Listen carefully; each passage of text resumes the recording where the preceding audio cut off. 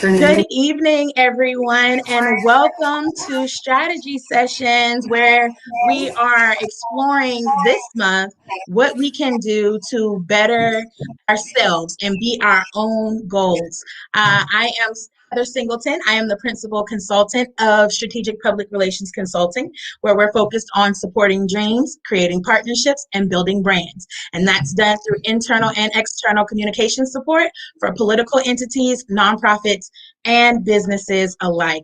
So I am so excited tonight to be joined by none other than Anetra Smalls. She is a phenomenal businesswoman in her own right, and she's going to talk to us tonight about business credit. So Anetra is the owner of Merit Credit Solutions, and she has done so many different seminars on credit repair, both personal and business, as well as she's been a part of the TED Talk series. So we are so excited to have her here with us tonight. And she actually has a relatively new book that's out right now, and it's called 31 Keys to Succeed. Secret affirmations that unlock financial abundance. And that book is available on Amazon. And she's going to tell you guys a little bit about business credit, what you need to know, the things that are important to keep in mind, especially in this COVID time and as we continue to build our businesses. So, Anetra, welcome and thank you so much for coming onto the show. Thank you for having me. Thank you. You're welcome. So, tell us, how did you get into the world of credit repair? So I actually got into credit repair basically like how most people, I'm sure, that are in the industry got into it, realizing that you wanted to make a significantly large purchase. Whether for me specifically, I wanted to start a laundromat. And I went to the bank. I had about 20 grand saved up, young girl, so 20 years old, thinking, okay, well, I got the money. I needed a little bit more cash because I particularly wanted to buy or I should say lease out a building that had already been a laundromat. It's just that the owner had passed. And so I just needed money like for equipment and, just to kind of renovate some things. So I went there, sat, down in the office with the banker, only for him to tell me, Ms. Smalls, yeah, it's cool that you have the money, but your credit is completely horrible. And so we don't believe that we should give you our money. I think I needed about like 150,000 or so. But so they basically was like, no, sister girl, I'm sorry, but not now. Maybe if you go back. And then I think he also told me, he said, like, try to put my money to use for something else or whatever. Instead, yeah. So I mean, you can imagine, young girl, like I said, 20 years old, going into a bank. You do have some savings, but you're a Black woman at the same time. So I'm a minority as well. On top of that, I did have a business plan. It probably wasn't the best, but I thought that was all I needed to be able to sell myself to them. And they pretty much told me no. And so from there, I decided, okay, what is it that I need to do to improve my score, to be able to make my dream of owning a laundromat a reality? And so I just kind of started studying. I hired paid some people along the way to help me. But when I paid them, I wasn't ready because I was still making late payments. I thought I had to be in the latest. Jordans was like my thing back in the day. So I had to have a brand new pair of J's. Every week they would come out. So I always had to have them. So I was just bad with money. And it wasn't until I decided, okay, by the time I turned 21, I just had my son. And then I was like, okay, now I have to really get serious about it. And so that definitely pushed me into wanting to improve my finances. Wow, that's such a relatable story because so many of us start off on the wrong foot, right? And one of the things that I wanted to focus on this month was celebrating Black women who are just at the cusp of doing great things. And there are so many of us who have these challenges because we don't know credit. We don't know financial stability in that respect. So when you are doing your work, who are you looking to target? Like, who's your target audience? So, it's crazy that you said that, or funny that you mentioned that, simply because for a long while, I I was targeting the people that come from where I come from.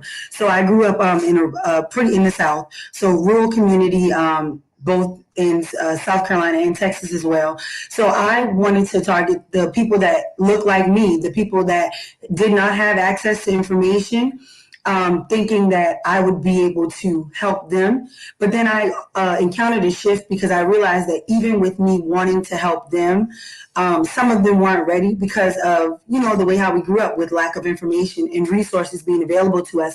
So it all often what happens is a lot of people kind of get stuck in their thinking or the ways that they were kind of taught and not willing to branch out. And so when the pandemic hit, it really caused a profitable shift for my business because there were women in businesses, minority all across the United States that started reaching out to me on social media because maybe they saw one of my motivational lives or my Twitter feed or whatever the case may have been. And they were like, can you help me? And so then it became a thing for me. Well, this is a woman that needs my help. And so my biggest thing now, especially with all of the information that I have, is to get funding, still targeting my community as well, wanting them to want more for themselves, but definitely targeting minority women because the funding that's available now during the pandemic has us at the top of the totem pole. We are who they're looking for, who lenders are looking for to give their money to. And so that's my target audience. My target audience is definitely minority women that are that own businesses that have been in business for about 2 to 3 years now. So they've already established. Maybe they don't have a whole lot of cash flow coming in, but they need like some extra funding. So ages could be about 26 to about 45. So that's my target audience. Okay.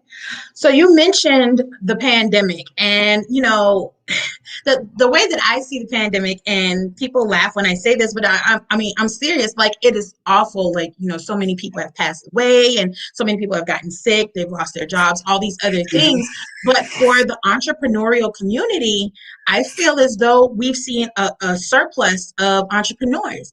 And I was even talking with somebody here locally in the Columbia area who works with entrepreneurs specifically, and they said they've seen more entrepreneurs being birthed through this pandemic than they've seen in recent years. So, with that in mind, what do people need to know about funding that has now been made available because of the pandemic? So the biggest thing I think now, and we're speaking about the hardships that people have been experiencing, people that are 9 to 5ers, as well as people losing their lives. When you mentioned entrepreneurs are being birthed, most times and often, if you go back and you look back in history, you will see that most millionaires are really birthed during a crisis when the United States has a crisis. And so I think that this is something that's probably a lot of people aren't really talking about it, but it is something because we're on this journey that we know. And so during the pandemic, when it comes down to starting a business, when you're at your lowest point, right, the biggest thing that you're going to say is, I can't do this anymore, or I'm tired of it. And so that's going to cause a shift. That's going to cause you to move forward, to say, you know what, I have to make a decision to create better for myself. And most times and often, because you go to somebody else's job, they're telling you what hours you're going to work, how much money you're going to make. You don't have any say-so or control, unless you're a really good negotiator, over what they're going to pay you. So when you start your business, you get to set up the standard for yourself, for your family. And the driving force behind a business is saying, this is what I want. I want financial freedom. And so therefore, if you made the decision to say, well, my business is bringing in 30,000 a month and I can have a salary for myself of 5,000, most people, especially now, aren't even seeing that, or haven't seen that in the past 10 years, just working a regular 9 to 5. Now, this is not a thing to say quit your 9 to 5, because we know that you should make smart decisions, and if you can, then you would have both, because you would want your 9 to 5 to fund your business, at least until you're at that 30,000 a month mark, or whatever your goal is. So I think what people should know is, like I said, when it comes down to funding, or the biggest thing is cash flow, right? So a lot of times we get ideas and, be like, well, God told me to start this business, or I was having a conversation with my cousin and I just had like this aha moment that I should just go ahead and do this. So the first thing is you want to, whatever cash flow you can bring in, even if your business is not established as a legal entity as of yet, behind the scenes, no one knows that, right? So, what you want to do is you want to present it to the public like it is. So, and you have to look based on whatever. We're in South Carolina, but whatever your state regulations are, I know for South Carolina to start up to register your entity is probably going to cost you like about at most for everything to be set up functioning about $200, and you can do it. Literally any time of night. If you wake up and you have your aha moment at 3 o'clock in the morning, you can log on to the Secretary of State website and start filing your business entity right then, and then it'll be immediate response that they'll give to you and say, hey, you've been approved. Let's say, when I say immediate, like maybe 20, 30 minutes, you'll get the email confirmation back, and then boom, your business is fully functional and in good standing in the state of South Carolina. Now, if you're not in South Carolina and you're watching this, then obviously you want to go to your state's Secretary of State website to find out what the amount is that's required in funds. But even if you don't have that in the beginning, then what you can do is get the cash flow to be able to establish the business. All right. And then another thing that I also kind of see a lot of people charging now for EINs. Yeah. Go to the IRS website, and once you have your business established within the state, just go ahead and get your EIN on irs.gov. You need to have it established prior to, okay? And then from there, like I said, cash flow is going to be the biggest thing, because cash flow is going to determine what lenders are going to give you, or banks or lenders, if they see you as friendly or worthy enough to give them, to trust you with their money. Okay, so with cash flow, right, what you want to understand is that you have, when it comes down to business and having business credit, what you want to know is that your business bank rating is something that you should consistently and heavily be focused on. Okay, so your business bank rating is separate from your business credit score. Okay, so a lot of people weren't aware of that. And one thing that you want to do is you want to make sure that for whatever bank you decide to get with, you establish good rapport. All right, because the only way, just like how you have your personal credit, or like, let's say when you were in school, in order for you to know if you were doing good, you basically got graded A, B, C in my era. I don't know, D's and stuff going on now, but in my era it's A, B, or C, right? And so that's how you would know if you were doing good. So the same thing applies in your adult life when you decide to say, hey, I'm going to become an adult. The same thing applies for your personal credit. You're going to be rated. And it's only going to be what's on that paper that's going to tell them who you are. Your character is not going to matter. It's just going to be what's on the paper. All right. And then when you have a business, the same thing applies. So your business bank rating is going to go based on how much money do you have inside the bank. All right. And the difference between how we see now with like personal credit ratings or business credit ratings is you want your personal credit to have a high score, right? Because it's anywhere from 0 to 800, or, well, excuse me, it goes above 800, but we'll just keep it at 8, right? Because 8 is considered like perfect. So you want it to be from 0 to 800. Now your business bank ratings has tiers. So it's like 1, 2, 3, 4, 5, right? But what you want to maintain is you want to maintain a low bank rating. All right. So then your low bank rating would be like having a score of like 5. All right. And then this is depending on how much cash flow you're depositing into your account, or you have coming into your account, and how much money you're maintaining as a balance each month. Okay. Did I lose you? No, I'm listening intently. I'm like, okay, Okay. now tell me more. Right. Okay. Okay. So now here's what we need to know. So if you have, let's say, less than $1,000, so $999 is going to give you a high 3, okay, bank rating. All right. And then if you have anywhere from like 5,000 and up, that's going to give you like a mid score of like 4. All right. So as you can see, the numbers go, the more money, then the numbers go up, right?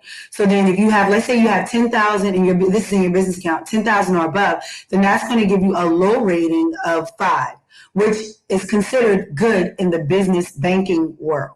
for your bank score. So bottom line is you want to make sure that you're able to maintain a low banking rate with your banks by having $10,000 or more inside your account. All right. So that's ultimately the goal. And then another way to on how you can improve that score is you have to have your funds be seasoned. So a lot of people don't know, like you cooking, right? And so the food is only going to be good if you, let's say for your chicken, right? So you know how it is. You can tell you, well, I have children, right? So y'all that's watching, you have kids. You can say, all right, because you're a last minute mom, maybe you told them the chicken better be thawed out before I got home, right? Before I get home so I can cook it. But it would have been even better if you told them the day before to thaw out the chicken. So then by the time you got home and you already cooked dinner for that night, then what else can you do? Season the meat. Or if you're going to grill out, right? You don't season the meat the day of. You season the night before, right? When you put it on there, you can get all the savor, all the flavor. It's the same thing with your bank rating. So what you want to make sure that you do is to season your funds is you want to have your funds inside your business bank account at least for 60 to 90 days. Of course, 90 is going to give you the aha. They're going to be like, here. They're going to start calling you up. Here, this is what you can have. This is what we want to get, okay? So just make sure that you're seasoning your funds. So you may have payroll coming out. You may have business expenses coming out as well. But you want to make sure that at minimum you maintain that balance of $10,000 for at least 90 days, and that's going to give you your low bank rating score of 5, okay? And that's going to allow, now banks aren't the only lenders, but that's going to allow your bank to see you in a favorable light, your business in a favorable light. And then if you have good relationship with your banker, maybe you call and you check on them, you might ask them about their whatever other products they have to offer your business, even if you don't use it. You might already have your own merchant account, but you kind of still want to know what they offer. Because if you're in a service-based business like I am, then what can you do with your customers that come in that maybe need a merchant? You can refer them to your banker, which then puts you in favor with your bank. When they say, okay, well, this business is doing ABC, XYZ, so we want to give them, 150,000, whatever, for it could be working capital, it can be equipment capital, it could be anything. All right. So even when you do that, all right. So that's how you establish your business bank rating, and then you allow them to see that, okay, this business is good to go. Merit Credit Solutions is good to go, and they deserve some of our money. Okay. All right. Yeah. Okay. You got questions? No, I love the analogy of the seasoning and the chicken, not just because, I used to get in trouble for not taking the chicken out the freezer, Right. but also it just made sense. Like Yeah. you've laid it out so that it makes sense. So yeah, Yeah. we are listening.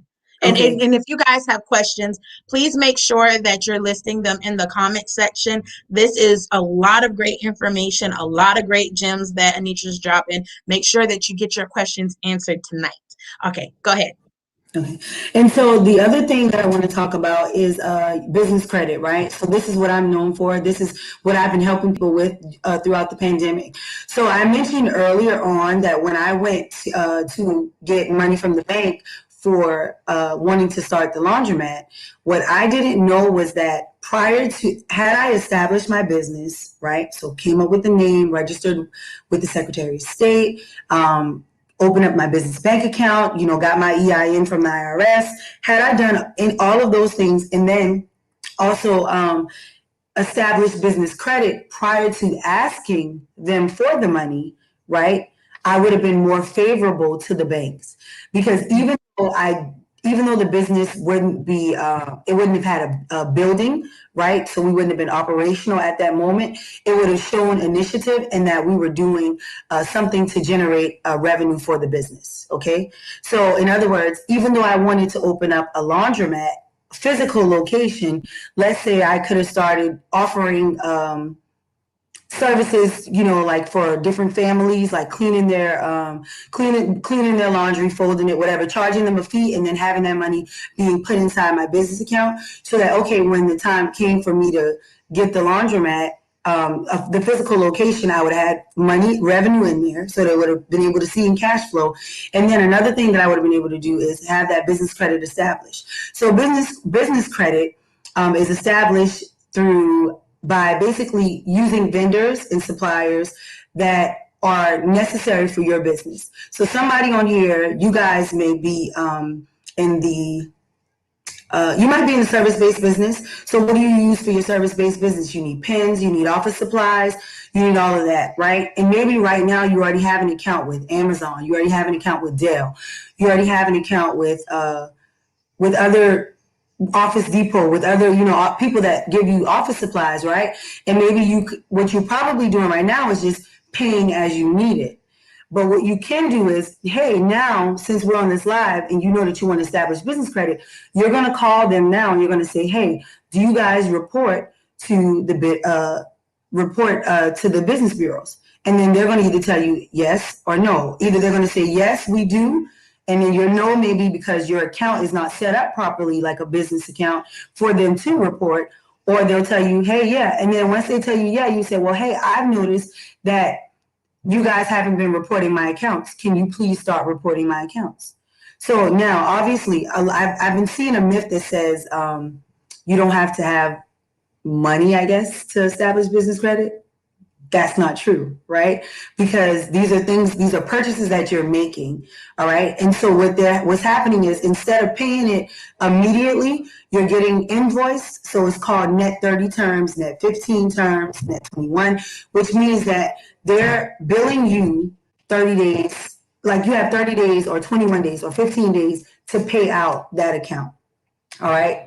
So the way how business credit works is your score is from 0 to 100. So it's just like that test we talked about in school. And then if you pay it on time, so on time payments, you want to have an 80 or above, all right? So it's like a B or above, right? So 80 or above. 80 is going to get you an on-time payment, meaning that if they tell you you made this purchase on March 10th, 2021, your purchase is due April 10th, 2021, you paid it exactly on April 10th. When you see that rating, it's automatically going to say 80, all right? Now, if it's due, if you pay it, if you pay 20 days in advance, right? So you pay your bill 20 days before it's due, that's going to give you a 90. All right. So that's an A minus. And then if you pay it 30 days before it's due, that's going to give you 100. All right. So, and what you want to have established is, and I'm not going to go beyond the 80, 90, and 100 because that should be everyone's goal if you have a business, to make sure that you stay within that green range. Okay. You don't want to get in the orange. You definitely don't want to be in the red. All right. You want to make sure that you stay within. So 80 points for your business score is going to be if you pay on time. 90 points is going to be if you pay within 20 days. And then 100 points is going to be if you pay within 30 days. All right. So when you do that, when you establish business credit, when you're paying these accounts and stuff like that off, what you have with then is not like a FICO score. We have FICO for our personal credit. It's called a Paydex score. All right. And your Paydex score is exactly those numbers that I just gave you, and it's generated from DMB, or in the business world, we call them DMB. If you guys have businesses and you haven't heard of DMB, that highly means that you don't have a DMB number, you don't have business credit established for your business, and you need to get on it. And what DMB stands for is done, D-U-N, and the ampersand sign, the ampersand sign, and Bradstreet, B-R-A-D, and then street like you're driving on the road. That's one word, B-R-A-D-S-T-R-E-E-T, Bradstreet. So they generate the Paydex score. And then in order to generate a Paydex score, you need to have at least 3 accounts reporting, okay? So the 3 accounts that you need to have reporting could be from, like I said, from all different vendors. Now, I do offer a 90-day wealth plan program where I teach my clients I basically give them the vendors, give them the lenders that I use, so they can begin establishing business credit for themselves. So if anyone is interested in booking or becoming a part of my 90-day wealth plan program, you do have to book a consultation. And so the website to book is calendly.com. And then it's slash 90-day wealth plan program. Can you spell that out? I'm gonna put it in the chat for everybody so that y'all can go back and schedule that consultation. Yeah. So it's Calendly, www.calendly.com. And then the forward slash is then it's going to be 90 day wealth plan program.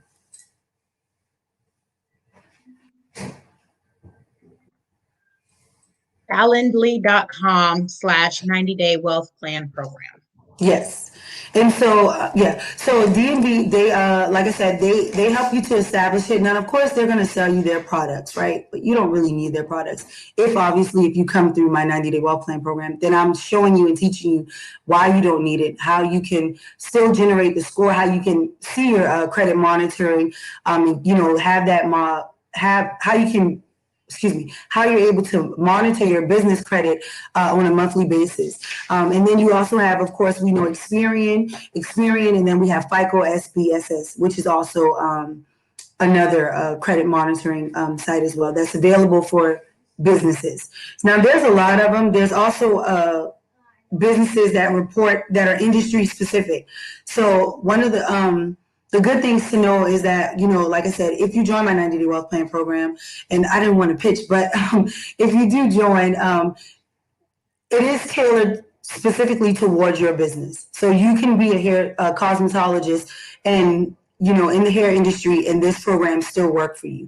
You can be in construction and concrete, and this program still work for you. You can be in, landscaping, and this program still work for you. All right. So I don't want you guys to be on here like, well, this is not going to work for me. This works all across the board. If you're in catering services, whatever business that you have, this is what you need for yourself. And this is how we can close. When I say we, I do mean minorities. This is how we can close the wealth gap.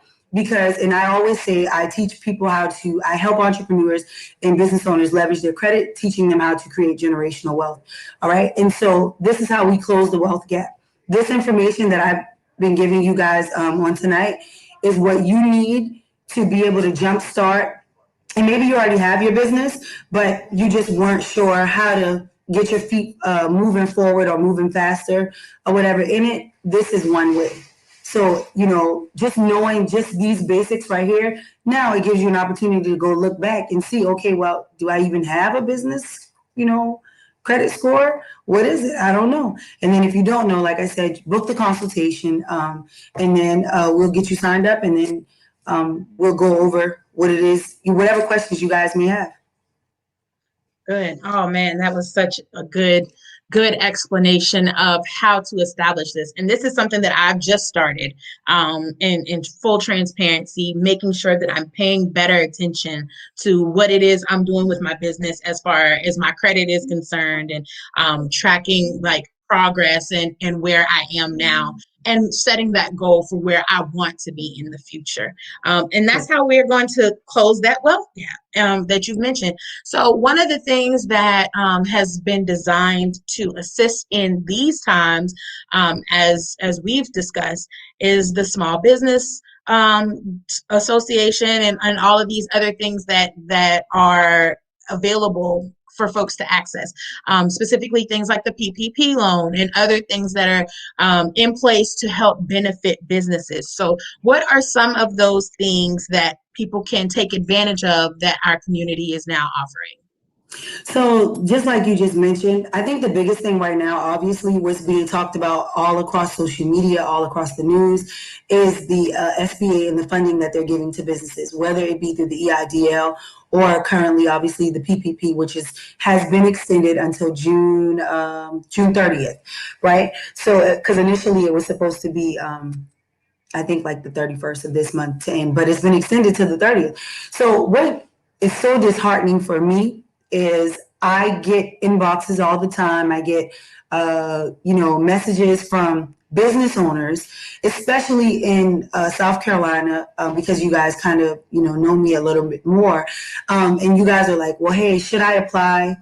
I don't know if I should apply. I don't know if this is a scam. And, and I just think that obviously that's a mind shift that has to occur, but it's so disheartening to see money that's being readily, easily accessible. The government is saying something that they haven't said for a long, long time. They're saying, we want to help you. Here is the money.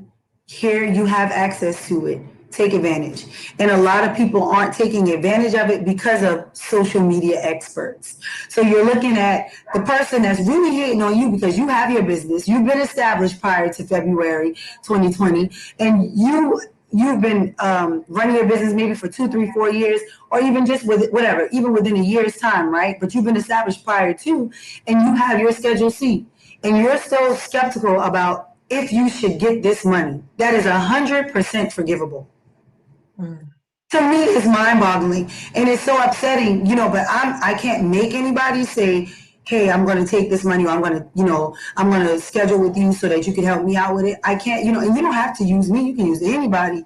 Hopefully, there'll be somebody that's reputable, right, do the right thing and not try to get a cap off of, excuse me, I shouldn't say cap. That's not going to get a percentage off of your, whatever your loan amount is. But if they are, that's how they're choosing to run their business, it's business, right? But I'm not doing that. I do require a firm fee, but it's not a percentage of what your money is because that's what you work for your business, okay? So I just want people to know, like, the SBA is giving you access to this money. And even if you don't have 10 employees, right? And maybe you have 3, or maybe you are the only employee. That if it's 1,500 max that they're going to give you, then guess what? Take your 1,500. That's your money, and then you can apply for forgiveness on the 1,500. So essentially, you got free money. Now you should, of course, do the right thing with the money, which means staying in the guidelines with it. I'm always going to tell you guys to have ethical and moral practices because that's what I pride myself on. But take advantage of the money that's being given to you guys. I've funded since the pandemic. Well, I shouldn't say I funded, but I've helped to get people funded. I've done at least 250,000 from April of 2020 up until January of, or excuse me, this what is this, March? Yeah, March. So February of 2021 for other businesses. So not just my businesses, but other businesses as well. So, like I'm just telling you guys, just take advantage of it. Don't miss your moment. This is your moment to shine. This is your moment for your business to grow. Take advantage of it. Okay? And the biggest thing, and I guess this is where my book comes into play at, is moving from employee to business owner does require a shift, okay? Because as an employee, somebody's always dictating what you do and how you do it. As a business owner, you set the parameters for how you're going to do whatever it is that you're going to do, right? So you do have to have that paradigm shift, but it is necessary when you're operating a business. Now, everything's not going to be perfect, but self-development is a part of the process in being successful in running a successful business. So, like I said, you guys can go ahead and my book is available on Amazon. It is 31 days to renew your mind, and it does give you and help you along the way on how you can actually make the transformation, make the shift to seeing yourself as a profitable business owner, because you have to see yourself there in order to get it. And then you have to close out and shut off the people that are not where you want to be. If they don't have a business, you should not be taking advice from them. And if they do have a business and their business isn't bringing in minimum what you want to bring in, so if minimum your revenue a month is 5,000, and you're talking to somebody that might bring in 500 today and then 200, why don't talk to them? Because they can't help you grow. All right. So we got to, and it's okay to ask for receipts. Now, I used to be like, okay, let me post it on social media or whatever, but I don't do that anymore because people count pockets. I don't like that. But I'm transparent with my clients, and I do show them, hey, this is what it is, and I remember when I had like $5,000 months, so I know, and I remember when I had $500 months or $1,500 months. And so it's okay to know where you are. It's okay if you have a business and maybe last year you only made, or, when you're filing right now for 2021, you only made 30,000 for the year. Ain't nothing wrong with that. Because that's 30 extra thousand that you made in your business that somebody else didn't even make. and theirs, you know? So you just know that you guys have to just take advantage of the money that's there. This is a wealth transfer going on, y'all. I'm not going to be deep on y'all because I can get there. But I'm telling you guys that this is definitely a wealth transfer that's happening, and it is happening through information and online. That's how it's being transferred into the hands of the people that have done hard work diligently. So like my grandparents or like my mama that have had to work, like the saying, go to school so you can get a good job, Mm-hmm.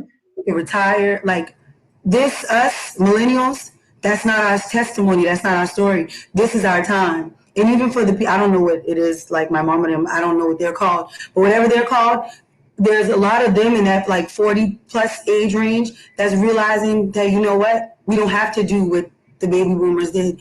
My grandmama, they don't have to do that. So this time right here is now, and it is for you. And if you are a believer, listen, you better get on your knees and ask the Lord what He needs for you to do, what your area of expertise is, because if it's in you, then it needs to come out and you can get paid for it. All right? So good. Okay, sorry. No, you're good. You're good. Neat Hutzel James says this is definitely good. She's over here giving God some praise for these nuggets that you are dropping, because I mean, and the thing is that you're not saying anything that is false information, right? Like, you want to see, first of all, we could go on a whole tangent about like the whole counting pockets. Don't count anybody's pockets. Everybody's on a different journey. Nobody's journey looks the same. And who are we to justify what other people's journeys are? That being said, eagles Yes. soar up above, Yes. like you Mm-hmm. very rarely will you Ego. see Ego. You know what ego is? Ego is edging God out. When we mm, put ourselves up bigger and we exalt ourselves higher than that infinite being that we can't see, that's right. what when that rises up. Sorry, go ahead though. No, I get that fully, fully, fully. And like God has called us all to be eagles and to soar above in our respective places, which is great. I think that we should do a better job of doing our own research, and making sure that we are knowledgeable about our areas of expertise as it relates to finance. For instance, I am also in a service industry. I am not producing a product like an actual tangible item. So my pathway is going to be different from somebody who sells Chewies. Shout out to Charleston Chewies Yes, LLC. yes. The best choice. Um, something like that. So, you have to know which lane works best for you. And I think that when we're talking about finances and what's next, set obtainable goals, making sure that we are, we understand, like, yes, if I want to get, $10,000 in the bank so that my credit rating, my business ranking goes, to where I want it to be, then okay, what do I need to do? Like, how can that be measurable? And I think that's why it's so important to rely on consultants like yourself, owners like yourself, who are in the business of helping people through these times. And even with the PPP loan and the SBA information that you're providing, this is all great information that people need to take advantage of, because this stuff is out there. And I think people are kind of afraid to embark on what's next. But you gotta fly Yes, sometime, or you you're just gonna definitely have stay. to fly. Yes. You're just gonna stay there. So, um, if you could leave our audience with any major takeaway from this entire conversation, what would you like them to know? I think that in this season, right, the biggest takeaway that I would want you guys to leave with is take the information that I've given you. Obviously, go do your research, right? These are the tips that I've given you can be Googled, okay? There's truth behind it. And then what I want you guys to do is I want you guys to decide to create a pattern or a shift on how you're going to move forward in your business to improve, right? Because you can compete with big businesses, all right? There is a fear that small businesses, even the category, like how they identify it, is like small business is considered like a business that has less than 200 employees or something, So it's like You know how big that is? You know what I'm Right. saying? So you can compete with the big businesses. And that's why a lot of companies are franchised out. And that's why I think like a lot of people also saw earlier, like with Halls getting all of that money, they're like, well, how could they get it? Because they're so big, but they're still considered a small business. So you in your small business, you can compete with them. The way that you compete with them is that you get the information and you apply it. So that is the takeaway that I want you guys to have on tonight. For everything that I gave you, research it, and then, like I said, make sure that you move forward and you apply everything that has been given to you. That's the only way that you can beat or get ahead of the curve and leave behind something for your children and their children and their children. Because what you know, the information that you are going to teach it to them in your actions or in your speaking, and then they'll pass it down for generations to come. All right? That's wonderful, wonderful, because that's what it's all about, leaving that legacy. Um, So, Anetra, thank you so much for joining us tonight. You guys, Anetra's book, 31 Keys to Success, The Secret Affirmations That Unlock Financial Abundance, can be found on Amazon. Anetra can be found on Facebook, Instagram, and Twitter at Anetra Smalls. Make sure that you support Merit Credit Solutions. She's been dropping gems tonight to make sure that we are where we need to be when it comes to our business finances as we're setting personal goals. Some of us have personal goals that include our businesses and wanting them to grow and thrive. I know that I have gleaned so much from this conversation, and now it's almost like there's a fire in me. Like no, like now I feel motivated. Like I feel confident in what I can do as it relates to my businesses and the other businesses that I'm related to. And it's so great to see that I have some of my clients that are in the chat and that have been watching, because this is good information and we all can grow and thrive and eat together. So thank y'all so much for joining us. And Anetra, always a pleasure to see you. If y'all didn't know, Anetra also happens to be a part of the Smalls bloodline. So major shout out to the Smalls, because you know we are successful. Yes. It's in our blood. We can't help Yes. it. But thank y'all so much for joining us. And as always, continue to support Strategic Public Relations Consulting. We are available on Facebook at Strategic PRC, as well as that same handle on Twitter, Strategic PRC, and then on Instagram at that Heather Pope. You guys can follow me there, and you can also view this video and others on YouTube at Strategic PR Consulting. If you have questions, or if you would like to schedule a consultation with me to make sure that your PR services are taken care of, please visit www.strategicprconsulting.com. Again, we are supporting dreams, creating partnerships, and building brands. So, finally, guys, you know, this is going to be a great week for us all. And then next week, there's a special surprise that's happening. So, stay tuned for our live session that's happening next week. I will not go into detail. You just got to tune in. But thank y'all so much for joining us. And as always, please remember, be strategic in everything that you do. Have a good Yes. night. Yes. Good night.